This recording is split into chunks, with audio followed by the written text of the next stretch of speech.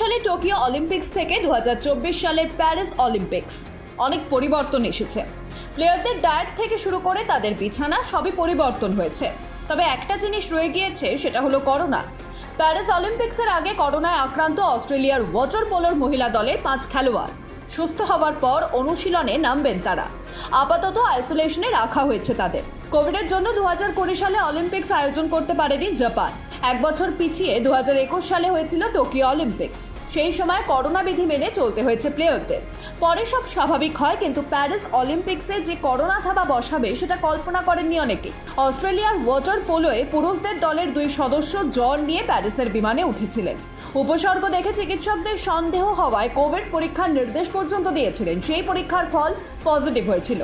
Covid পরীক্ষার ফল আসার পর অসুস্থ খেলোয়াড়দের আইসোলেশনে পাঠানো হয়েছে। আর এবার মহিলা দলের 5 জন আক্রান্ত হলেন। অস্ট্রেলিয়ার ওয়াটার পোলো দলের সবার করোনা পরীক্ষা করানো হয়েছে। সকলকে মাস্ক পরতে বলা হয়েছে।